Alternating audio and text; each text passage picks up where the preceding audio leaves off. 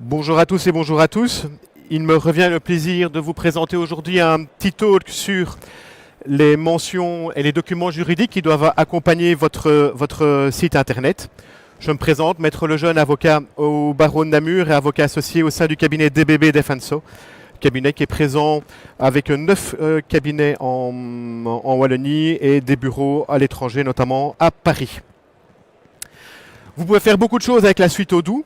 Vous pouvez gérer votre activité professionnelle.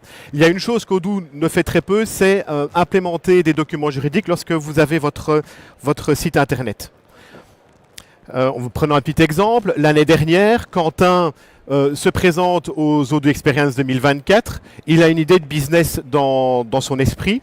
Il profite de toutes les différentes conférences et des contacts qu'il peut nouer pour mettre en place son business. Il rentre chez lui à Liège, il trouve des locaux, il commence à acheter les matières premières, il met en place le système pour les commandes au sein de sa pizzeria, il trouve même un nom pour sa pizzeria, la pizzeria della Mamma, et il ouvre son activité, le succès est au rendez-vous, tout se passe très bien.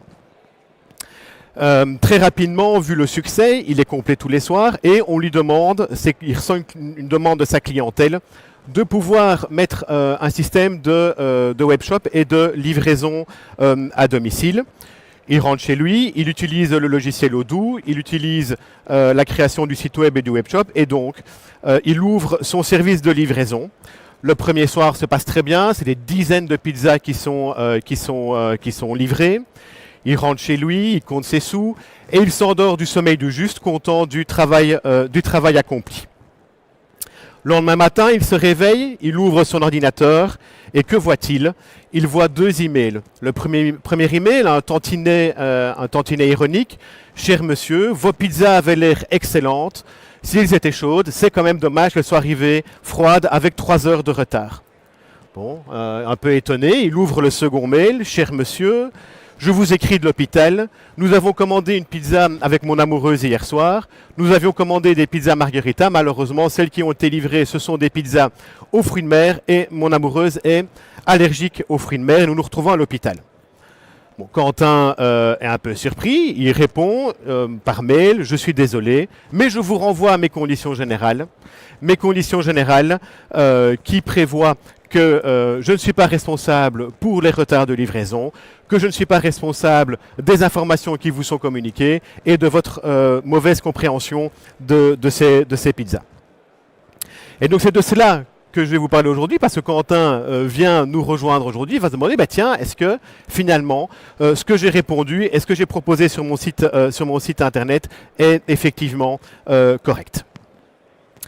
Quels sont les piliers juridiques d'un site, d'un webshop? Il y en a 3. Il y a une politique de cookies.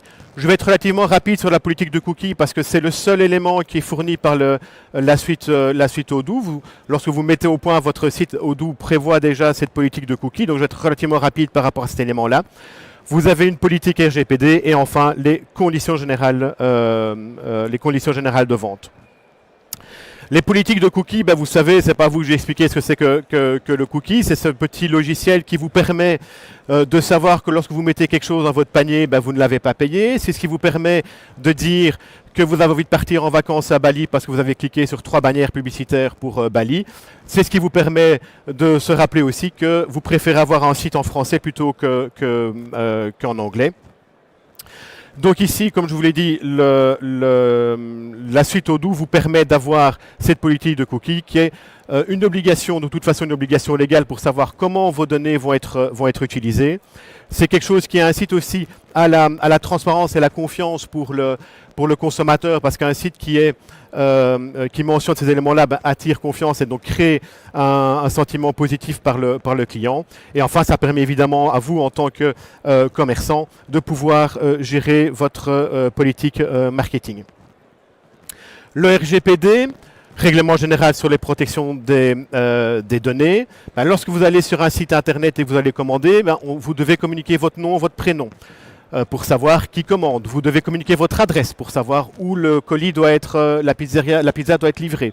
Vous devez indiquer vos données de contact pour savoir s'il y a un problème, à quel numéro vous joindre. Vous devez indiquer vos modalités de paiement pour effectuer le paiement. Donc toutes ces informations sont nécessaires à la bonne exécution du contrat.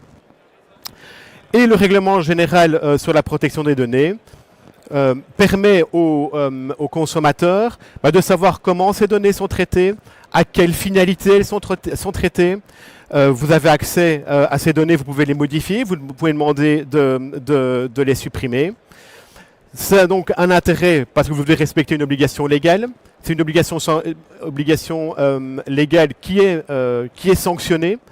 Il y a toute une série de dossiers, notamment en Belgique, aussi au niveau de l'Union européenne, où il y a des sanctions importantes qui peuvent être données.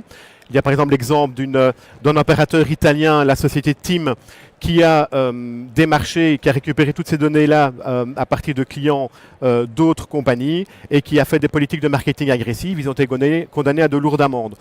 La position en Belgique est plutôt de mettre en conformité lorsque vous avez un contrôle du SPF Économie. La première priorité, c'est de mettre en conformité votre site, mais il n'est pas rare non plus d'avoir certaines amendes, et ces amendes peuvent être relativement élevées parce qu'elles se calculent à un pourcentage de votre chiffre d'affaires annuel.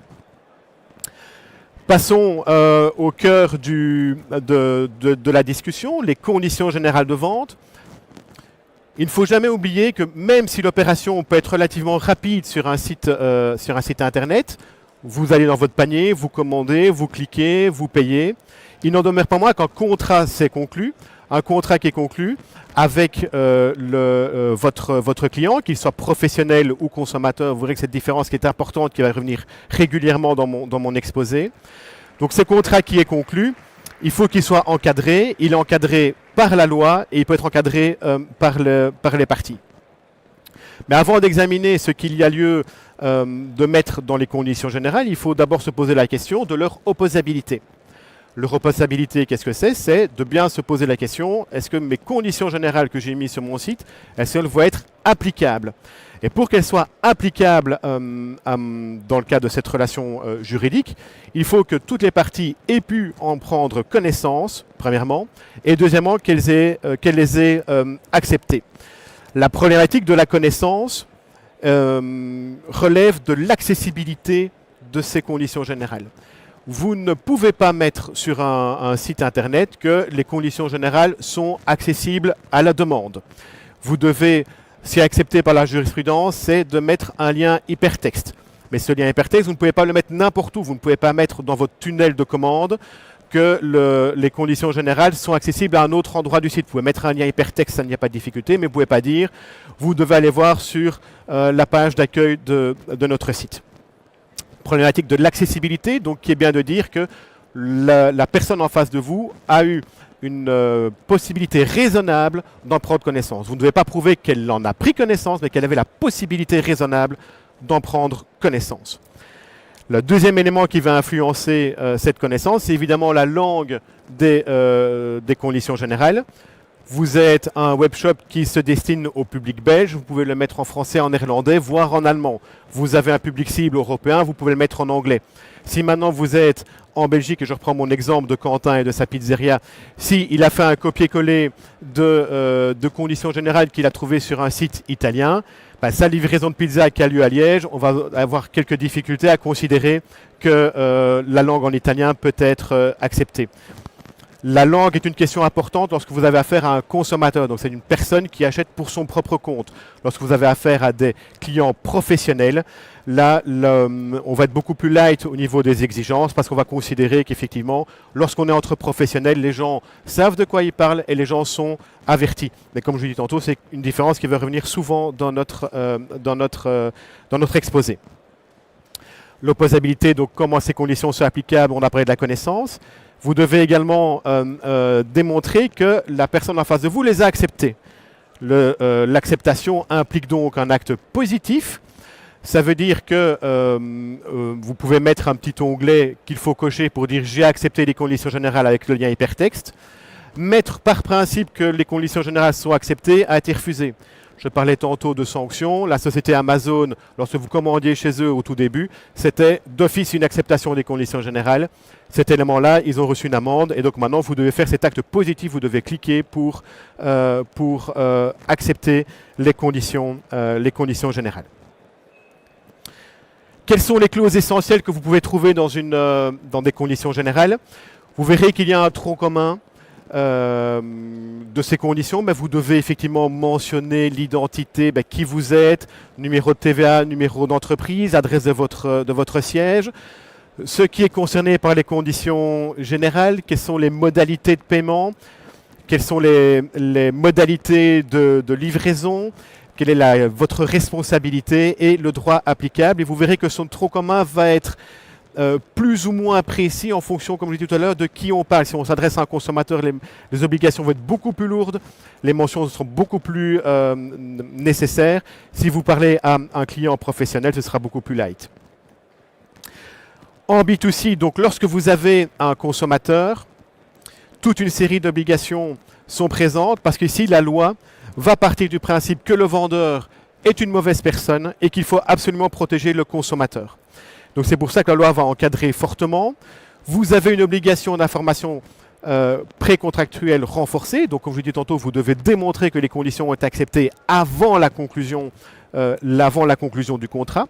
Vous devez mentionner, lorsque vous commandez sur un site, qu'il y a un délai de rétractation de 14 jours. Vous devez mettre à disposition le formulaire de contestation par rapport à ce délai de rétractation. Vous avez une obligation de conformité légale, c'est-à-dire que le client peut considérer que le bien n'est pas conforme à ce qu'il avait commandé. Vous avez commandé une machine à laver, malheureusement le tambour ne tourne plus. On est dans le cas de la conformité. Il suffit juste de démontrer que le bien n'est pas conforme à ce qui était annoncé.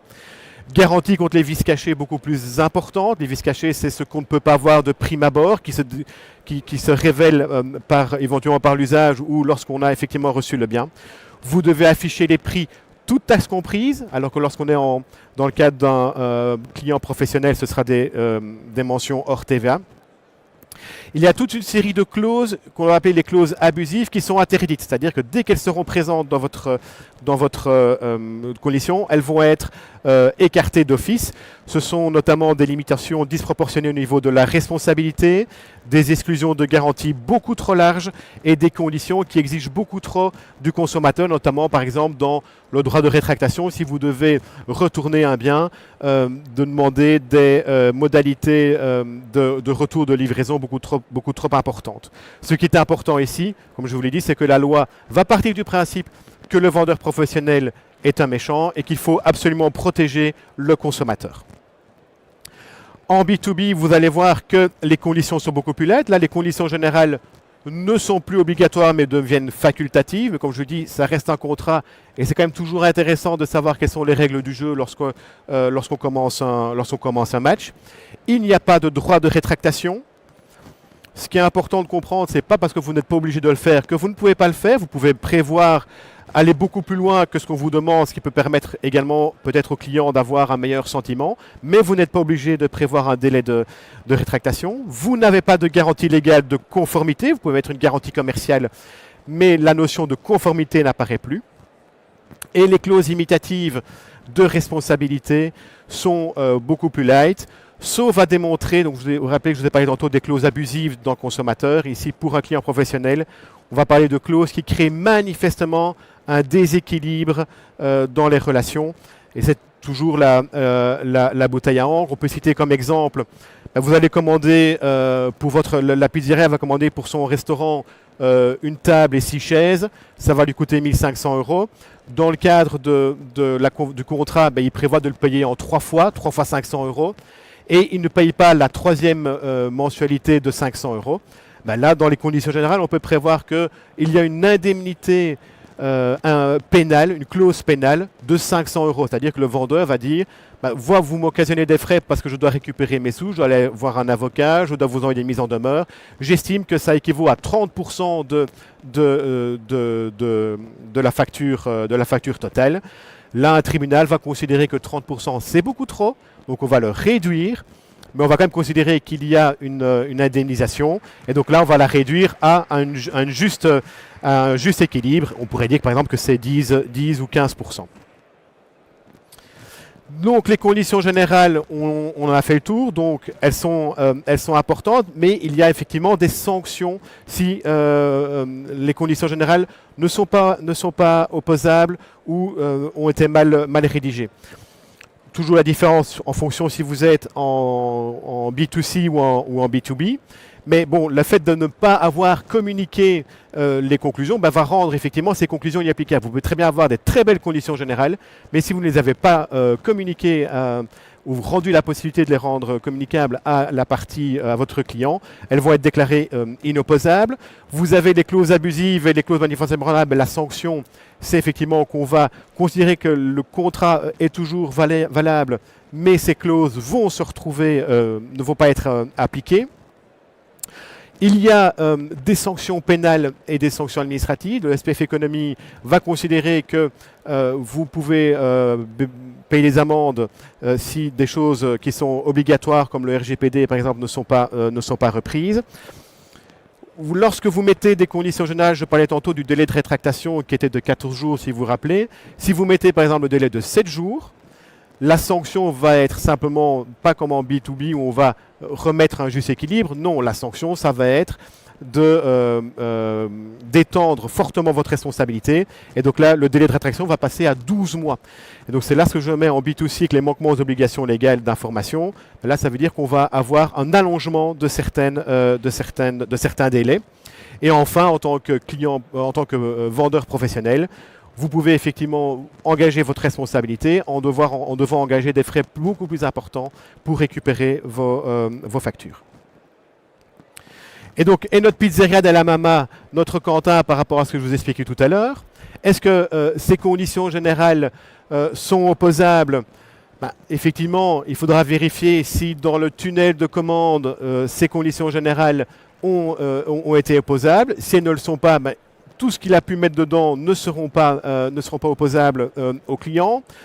Je vous l'ai dit, il est fan de l'Italie. S'il a fait ses conditions générales en italien, elles ne seront pas opposables purement et simplement. On pourrait imaginer que comme il est vraiment fan de l'Italie, il a demandé dans ses conditions générales qu'en cas de difficulté, ce soit le tribunal de Naples par exemple qui soit compétent. Là effectivement va se poser effectivement une difficulté. Vous rappellerez que le premier mail qu'il avait reçu était un mail où on lui disait que la livraison avait été faite en retard.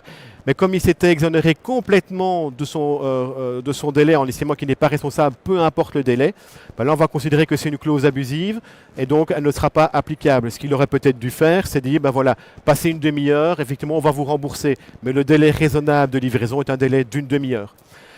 Enfin, par rapport aux informations, la pizza qui était une pizza margherita, mais qui en fait était une pizza aux fruits de mer, là on pourra considérer, le SPF Économie pourrait intervenir et considérer qu'il y a là une information problématique dans ces conditions générales. Et pour finir, comment pouvons-nous vous aider? Donc ce qui est important, effectivement, c'est je vous l'ai dit, Odoo prévoit la politique du cookie, mais au niveau du RGPD, des conditions générales, elles ne sont pas là.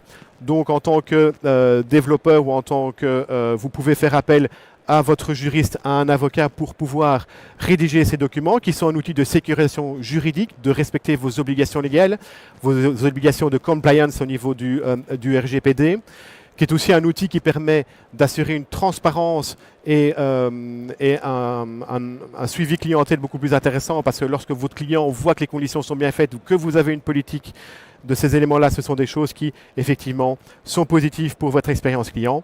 Et enfin, je terminerai par un dernier point sur une possibilité qui est offerte, en tout cas en région wallonne et en région bruxelloise, qui est le dispositif des chèques entreprises, qui vous permet d'avoir une prise en charge des rédactions de tous ces documents juridiques, et la région wallonne et la région bruxelloise vous financent cela à hauteur de 50% de la facture que vous pourriez recevoir. Je vous remercie pour votre attention et je vois que je suis bon au niveau du timing. Merci beaucoup.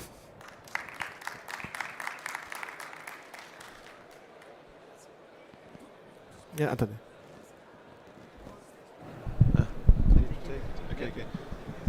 Bon, merci beaucoup pour votre speech, c'était très clair. Il n'y a pas de questions.